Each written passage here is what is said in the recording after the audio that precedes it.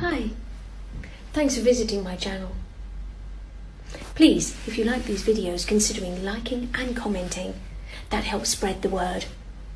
And if you're feeling especially generous, you might even want to give me a cup of coffee for as little as £1 a month. It can really help in my mission to provide quality stories just for you.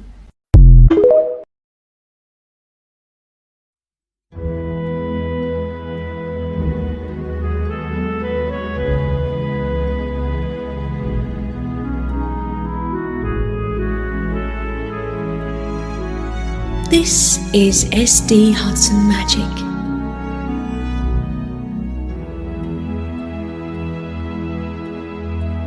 I'm delighted to be able to read for you Anne of Green Gables.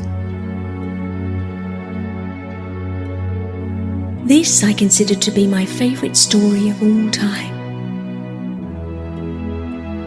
And even though I am English and not Canadian, I hope I will do this story justice.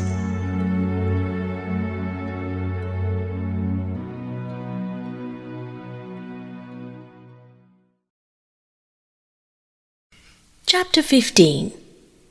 A Tempest in the School Teapot. "What a splendid day," said Anne, drawing a long breath. "Isn't it good just to be alive on a day like this? I pity the people who aren't born yet for missing it. They may have good days, of course, but they can never have this one. And it's splendider still to have such a lovely way to go to school by, isn't it?" "It's a lot nicer than going round by the road that's so dusty and hot," said Diana practically, peeping into her dinner basket and mentally calculating if the 3 juicy, toothsome raspberry tarts reposing there were divided among 10 girls, how many bites each girl would have. The little girls of Avonlea School always pooled their lunches, and to eat 3 raspberry tarts all alone, or even to share them only with one's best chum, would have been for ever and ever branded as awfully mean. And yet when the tarts were divided among 10 girls, you only just got enough to tantalise you.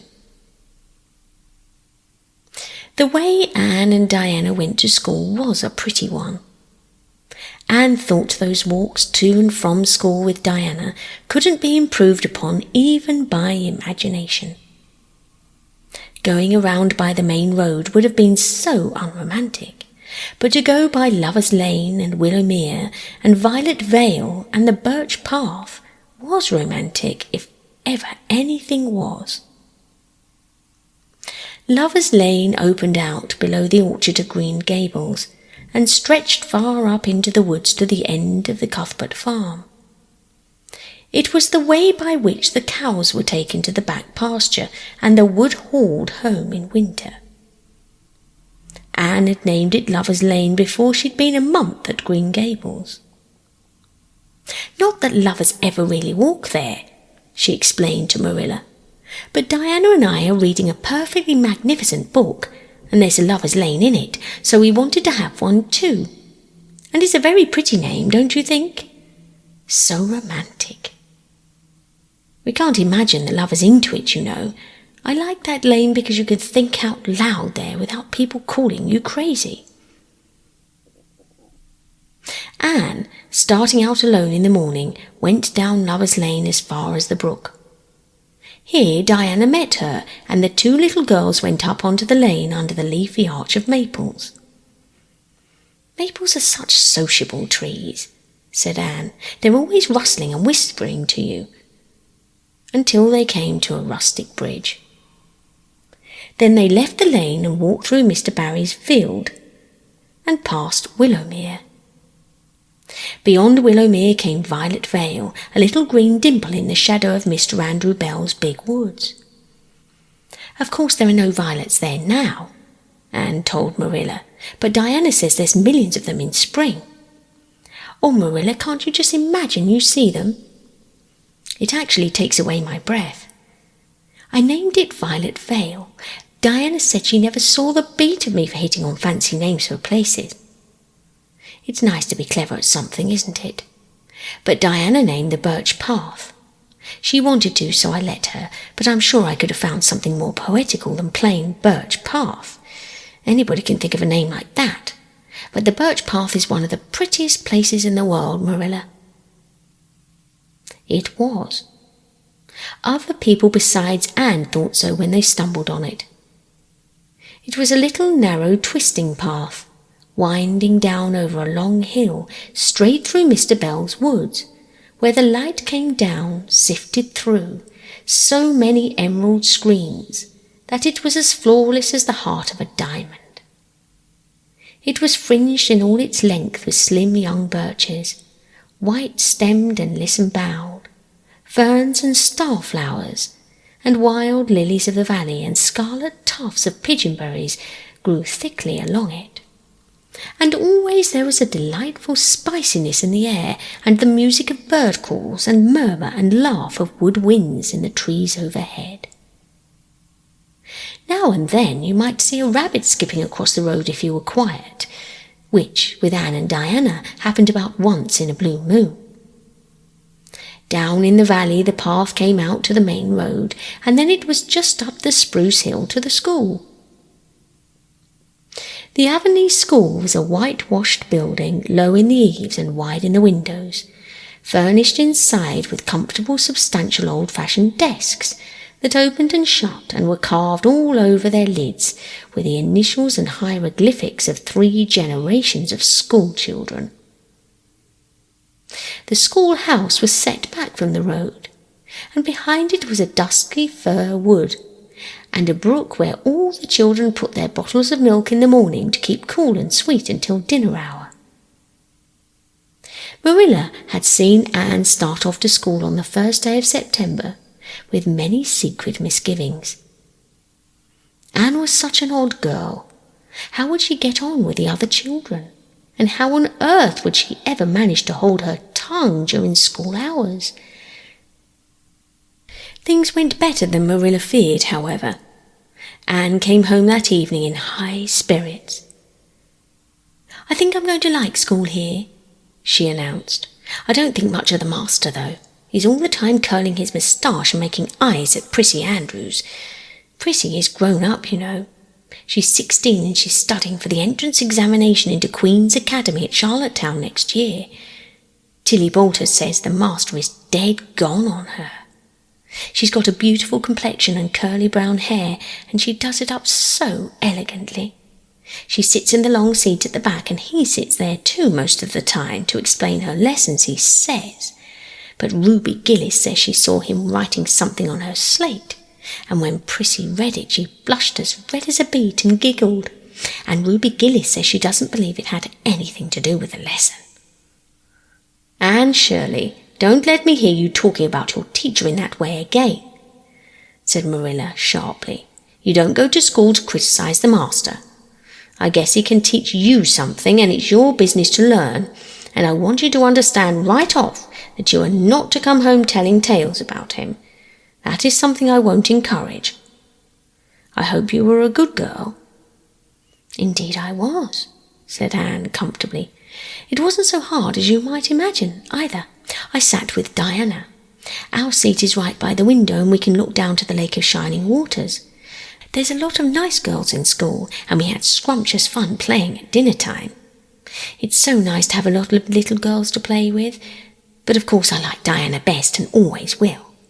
I adore Diana. I'm dreadfully far behind the others. They're all in the 5th book and I'm only in the 4th. I feel that it's a kind of disgrace. But there's not one of them that has such an imagination as I have, and I soon found that out. We had reading and geography and Canadian history and dictation today. Mr. Phillips said my spelling was disgraceful, and he held up my slate so that everybody could see it was marked all over. I felt so mortified, Marilla. He might have been politer to a stranger, I think. Ruby Gillis gave me an apple, and Sophia Sloane left me a lovely pink card with "May I see you home" on it. I'm going to give it back to her tomorrow. And Tilly Boulter let me wear her bead ring all the afternoon. Can I have some of those pearl beads off the old pincushion in the garret to make myself a ring? And oh, Marilla, Jane Andrews told me that Millie Macpherson told her she heard Prissy Andrews tell Sarah Gillis I had a very pretty nose. Marilla, that is the first compliment I've ever had in my life, and you can't imagine what a strange feeling it gave me. Marilla, have I really a pretty nose? I know you'll tell me the truth. Your nose is well enough, said Marilla shortly. Secretly she thought Anne's nose was a remarkably pretty one, but she had no intention of telling her so. That was 3 weeks ago, and all had gone smoothly so far.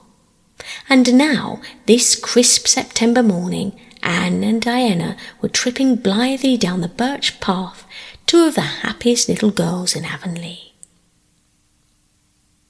I guess Gilbert Blythe will be in school today, said Diana. He's been visiting his cousins over in New Brunswick all summer. He only came home on Saturday night. He's awfully handsome, Anne, and he teases the girls something terrible. He just torments our lives out. Diana's voice indicated she'd rather liked having her life tormented out than not. Gilbert Blythe, said Anne. Isn't that his name that's written up on the porch wall, with Julia Bells and a big "Take Notice" over them? Yes, said Diana, tossing her head, but I'm sure he doesn't like Julia Bell so very much. I've heard him say he studied the multiplication table by her freckles. Oh, don't speak to me about freckles, implored Anne. It isn't delicate when I've got so many. But I do think that writing "Take Notices" up on the wall about the boys and girls is the silliest ever. I should just like to see anybody dare to write my name up with the boys. Not, of course, she hastened to add, that anybody would. Anne sighed. She didn't want her name written up, but it was a little humiliating to know there was no danger of it. Nonsense! Whose black eyes and glossy tresses had played such havoc with the hearts of Avonlea's schoolboys that her name figured on the porch walls in 6 Take Notices. It's only meant as a joke. And don't you be too sure your name won't ever be written up. Charlie Sloane's dead gone on you. He told his mother, mind you, that you were the smartest girl in school. That's better than being good looking. No, it isn't, said Anne, feminine to the core. I'd rather be pretty than clever. And I hate Charlie Sloane. I can't bear a boy with goggle eyes. If anyone wrote my name up with his, I'd never get over it, Diana Berry. But it is nice to keep ahead of your class. You'll have Gilbert in your class after this, said Diana, and he's used to being head of his class, I can tell you. He's only in the 4th book, although he's nearly 14. 4 years ago his father was sick and he had to go out to Alberta for his health, and Gilbert went with him. They were there 3 years, and Gil didn't go to school hardly at all until they came back. You won't find it so easy to keep head after this, Anne. I'm glad, said Anne quickly. I couldn't feel really proud of creeping head of little boys and girls of just 9 or 10. I got up yesterday spelling ebullition. Josie Pye was head, mind you. She peeped in her book. Mr. Phillips didn't see her. He was just looking at Prissy Andrews, but I did. I just swept her a look of freezing scorn, and she got as red as a beet and spelled it all wrong after all. Those Pye girls are cheats all round, said Diana indignantly as they climbed the fence of the main road. Gertie Pye actually went and put her milk bottle in my place in the brook yesterday. Did you ever? I don't speak to her now. When Mr. Phillips was in the back of the room, hearing Prissy Andrews's Latin, Diana whispered to Anne, That's Gilbert Blythe sitting right across the aisle from you, Anne. Just look at him and see if you don't think he's handsome. Anne looked accordingly. She had a good chance to do so, for the said Gilbert Blythe was absorbed in steadily pinning the long yellow braid of Ruby Gillis, who sat in front of him, to the back of her seat. He was a tall boy with curly brown hair, roguish hazel eyes, and a mouth twisted into a teasing smile. Presently Ruby Gillis started up to take a sum to the master. She fell back into her seat with a little shriek, believing her hair was pulled out by the roots. Everybody looked at her, and Mr. Phillips glared so sternly that Ruby began to cry. Gilbert had whisked the pin out of sight and was studying his history with the soberest face in the world, but when the commotion subsided, he looked at Anne and winked with inexpressible drollery. "I think your Gilbert Blythe is handsome," confided Anne to Diana, "but I think he's very bold. It isn't good manners to wink at a strange girl." But it was not until the afternoon that things really began to happen. Mr. Phillips was back in the corner explaining a problem in algebra to Prissy Andrews, and the rest of the scholars were doing pretty much as they pleased, eating green apples, whispering, drawing pictures on their slates, and driving crickets harnessed to strings up and down the aisle. Gilbert Blythe was trying to make Anne Shirley look at him and failing utterly, because Anne was at that moment totally oblivious not only to the very existence of Gilbert Blythe, but of every other scholar in Avonlea School itself. With her chin propped on her hands and her eyes fixed on the blue glimpse of the lake of shining waters that the west window afforded, she was far away in a gorgeous dreamland, hearing and seeing nothing save her own wonderful visions. Gilbert Blythe wasn't used to putting himself out to make a girl look at him and meeting with failure. She should look at him, that red-haired Shirley girl with a little pointed chin and the big eyes that weren't like the eyes of any other girl in Avonlea. Gilbert reached across the aisle, picked up the end of Anne's long red braid, held it out at arm's length and said in a piercing whisper, "Carrots! Carrots!" Anne looked at him with a vengeance. She did more than look. She sprang to her feet, her bright fancies fallen into careless ruin. She flashed one indignant glance at Gilbert from eyes whose angry sparkle was swiftly quenched in equally angry tears. "You mean, hateful boy!" she exclaimed passionately. "How dare you!" And then, thwack! Anne brought her slate down on Gilbert's head and cracked it, slate not head, clear across. Avonlea School always enjoyed a scene. This was an especially enjoyable one. Everyone said, "Oh!" in horrified delight. Diana gasped. Ruby Gillis, who was inclined to be hysterical, began to cry. Tommy Sloane let his team of crickets escape him altogether, while he stared open-mouthed at the tableau. Mr. Phillips stalked down the aisle and laid his hand heavily on Anne's shoulder. "Anne Shirley, what does this mean?" he said angrily. Anne returned no answer. It was asking too much of flesh and blood to expect her to tell before the whole school she had just been called carrots. Gilbert it was who spoke up stoutly. "It was my fault, Mr. Phillips. I teased her." Mr. Phillips paid no heed to Gilbert. "I am sorry to see a pupil of mine displaying such a temper and such a vindictive spirit," he said in a solemn tone, as if the mere fact of being a pupil of his ought to root out all evil passions from the hearts of small, imperfect mortals. "Anne, go and stand on the platform in front of the blackboard for the rest of the afternoon." Anne would have infinitely preferred a whipping to this punishment, under which her sensitive spirit quivered as from a whiplash. With a white-set face she obeyed. Mr. Phillips took a chalk crayon and wrote on the blackboard above her head, "Anne Shirley has a very bad temper.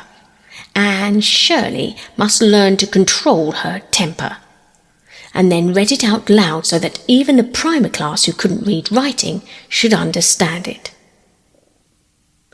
Anne stood there the rest of the afternoon with that legend above her. She did not cry or hang her head. Anger was still too hot in her heart for that. and it sustained her amid all her agony of humiliation. With resentful eyes and passion-red cheeks, she confronted alike Diana's sympathetic gaze and Charlie Sloane's indignant nods and Josie Pye's malicious smiles. As for Gilbert Blythe, she would not even look at him. She would never look at him again. She would never speak to him. When school was dismissed, Anne marched out with her red head held high. Gilbert Blythe tried to intercept her at the porch door. "I'm awfully sorry I made fun of your hair, Anne," he whispered contritely. "Honest I am. Don't be mad for keeps." Anne swept by disdainfully, without look or sign of hearing. "Oh, how could you, Anne?" breathed Diana as they went down the road, half reproachfully, half admiringly. Diana felt that she could never have resisted Gilbert's plea. "I shall never forgive Gilbert Blythe," said Anne firmly, "and Mr. Phillips spelled my name without an E, too. The iron has entered into my soul, Diana." Diana hadn't the least idea what Anne meant, but she understood it was something terrible. "You mustn't mind Gilbert making fun of your hair," she said soothingly. "Why, he makes fun of all the girls. He laughs at mine because it's so black. He calls me a crow a dozen times, and I've never heard him apologise for anything before either." "There's a great deal of difference between being called a crow and being called carrots," said Anne with dignity. "Gilbert Blythe's hurt my feelings excruciatingly, Diana." It is possible the matter might have blown over without more excruciation if nothing else had happened. But when things begin to happen, they are apt to keep on. Avonlea scholars often spent noon hour picking gum in Mr. Bell's spruce grove over the hill and across his big pasture field. From there they could keep an eye on Eben Wright's house where the master boarded.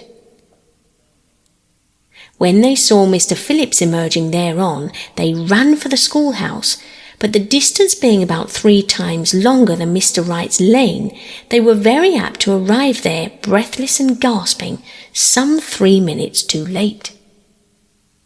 On the following day, Mr. Phillips was seized with one of his spasmodic fits of reform, and announced before going home to dinner he should expect to find all the scholars in their seats when he returned. Anyone who came in late would be punished. All the boys and some of the girls went to Mr. Bell's spruce grove as usual, fully intending to stay only long enough to pick a chew. But spruce groves are seductive, and yellow nuts of gum beguiling. They picked and loitered and strayed, and as usual the first thing that recalled them to a sense of the flight of time was Jimmy Glover shouting from the top of a patriarchal old spruce, "Master's coming!" The girls who were on the ground started first and managed to reach the schoolhouse in time, but without a second to spare. The boys, who had to wriggle hastily down from the trees, were later, and Anne, who had not been picking gum at all, but was wandering happily in the far end of the grove, waist-deep amongst the bracken, singing softly to herself, with a wreath of rice lilies in her hair, as if she were some wild divinity of shadowy places, was latest of all. Anne could run like a deer, however. Run she did, with the impish result that she overtook the boys at the door and was swept into the schoolhouse among them just as Mr. Phillips was in the act of hanging up his hat. Mr. Phillips's brief reforming energy was over. He didn't want the bother of punishing a dozen pupils, but it was necessary to do something to save his word, so he looked about for a scapegoat and found it in Anne, who had dropped into her seat, gasping for breath, with a forgotten lily wreath hanging askew over one ear and giving her particularly rakish and dishevelled appearance. "Anne Shirley, since you seem to be so fond of the boys' company, we shall indulge your taste for it this afternoon," he said sarcastically. "Take those flowers out of your hair and sit with Gilbert Blythe." The other boys snickered. Diana, turning pale with pity, plucked the wreath from Anne's hair and squeezed her hand. Anne stared at the master as if turned to stone. "Did you hear what I said, Anne?" queried Mr. Phillips sternly. "Yes, sir," said Anne slowly, "but I didn't suppose you really meant it." "I assure you I did," still with a sarcastic inflection which all the children and Anne especially hated. It flicked on the raw. "Obey me at once." For a moment Anne looked as if she meant to disobey. Then, realizing that there was no help for it, she rose haughtily, stepped across the aisle, sat down beside Gilbert Blythe, and buried her face in her arms on the desk. Ruby Gillis, who got a glimpse of it as it went down, told the others going home from school that she'd actually never seen anything like it. It was so white with awful red spots in it. To Anne this was as the end of all things. It was bad enough to be singled out for punishment from among a dozen equally guilty ones, but it was worse still to be sent to sit with a boy. But that the boy should be Gilbert Blythe was heaping insult on injury to a degree utterly unbearable. Anne felt that she could not bear it, and it would be of no use to try. Her whole being seethed with shame and anger and humiliation. At first the other scholars looked and whispered and giggled and nudged. But as Anne never lifted her head, and as Gilbert worked fractions as if his whole soul was absorbed in them and them only, they soon returned to their own tasks, and Anne was forgotten. When Mr. Phillips called the history class out, Anne should have gone.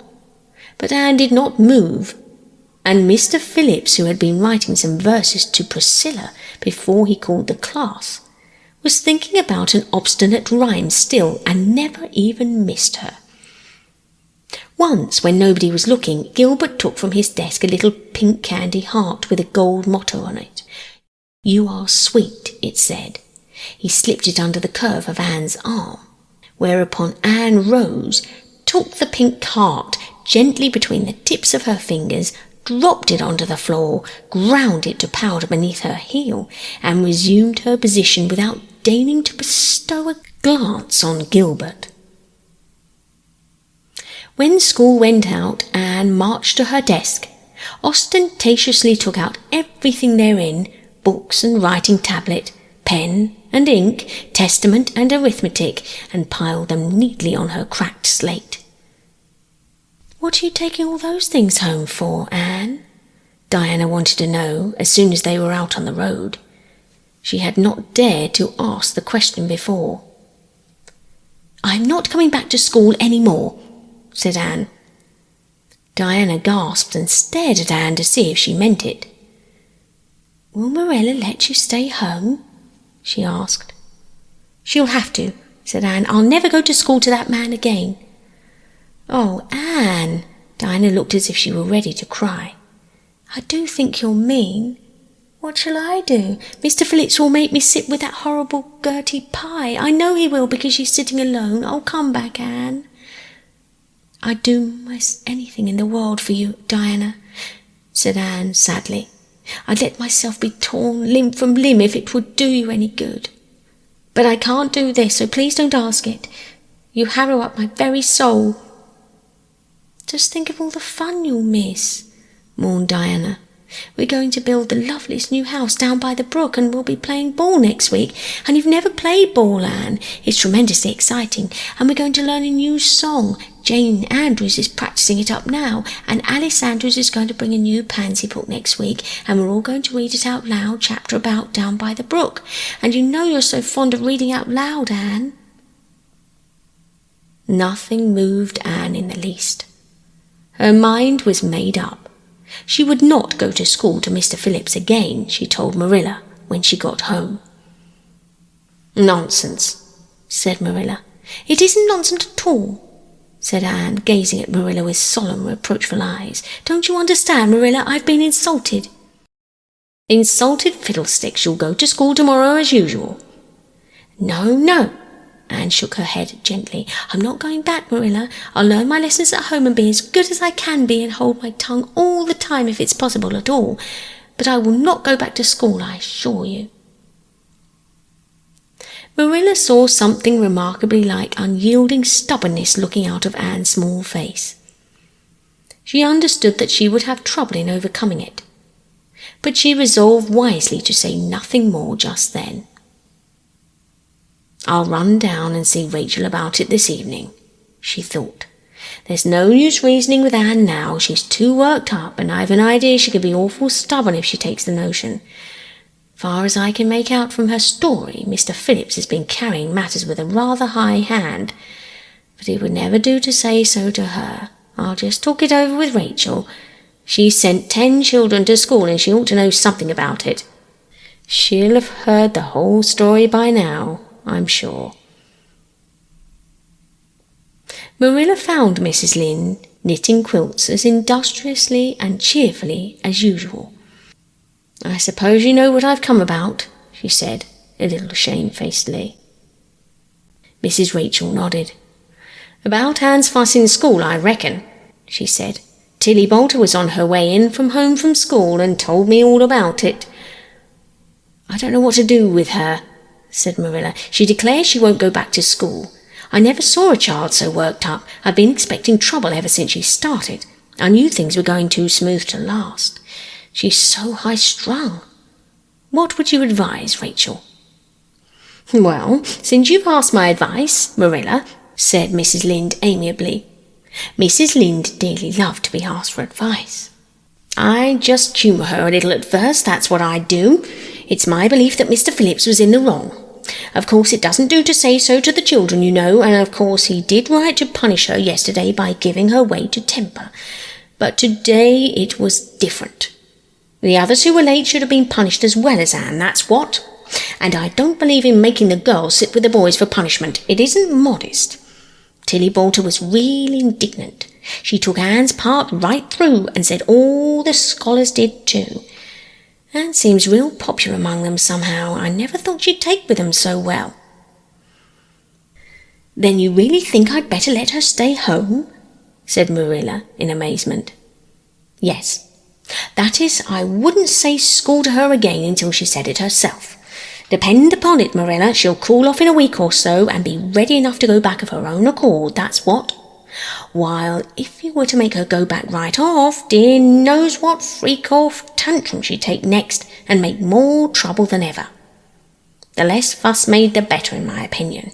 She won't miss that much by not going to school, as far as that goes. Mr. Phillips isn't any good at all as a teacher. The order he keeps is scandalous, that's what, and he neglects the young fry and puts all his time on those big scholars he's getting ready for Queen. He'd never have got the school for another year if his uncle hadn't been a trustee, the trustee, for he leads the other two round by the nose, that's what. I declare I don't know what education in this island is coming to." Mrs. Rachel shook her head as much as to say, if she were only at the head of the educational system of the province, things would be much better managed.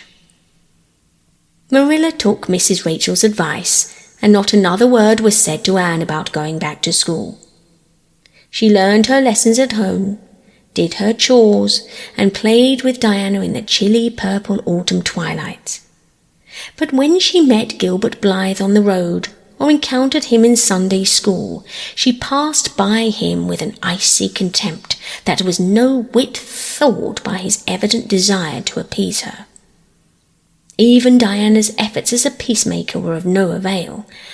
Anne had evidently made up her mind to hate Gilbert Blythe to the end of life. As much as she hated Gilbert, however, she did love Diana, with all the love of her passionate little heart, equally intense in its likes and dislikes. One evening, Marilla, coming in from the orchard with a basket of apples, found Anne sitting alone by the east window in the twilight, crying bitterly. "Whatever's the matter now, Anne?" she asked. "It's about Diana," sobbed Anne luxuriously. I love Diana so, Marilla. I can't ever live without her, but I know very well when we grow up Diana will get married and go away and leave me. What shall I do? I hate her husband. I just hate him furiously. I've been imagining it all out, the wedding and everything. Diana dressed in snowy garments with a veil and looking as beautiful and regal as a queen, and me the bridesmaid with a lovely dress too and puff sleeves, but with a breaking heart hid beneath my smiling face. And then bidding Diana goodbye. Here Anne broke down entirely and wept with increasing bitterness. Marilla turned away quickly to hide her twitching face. But it was no use. She collapsed on the nearest chair and burst into such a hearty and unusual peal of laughter that Matthew, crossing the yard outside, halted in amazement. When had he heard Marilla laugh like that before? "Well, Anne Shirley," said Marilla as soon as she could speak, "if you must borrow trouble, for pity's sake borrow it handier home. I should think you had an imagination, sure enough."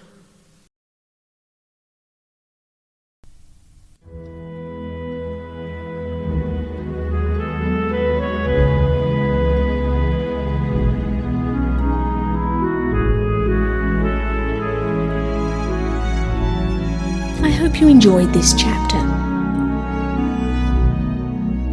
If you did, please consider following me to hear more.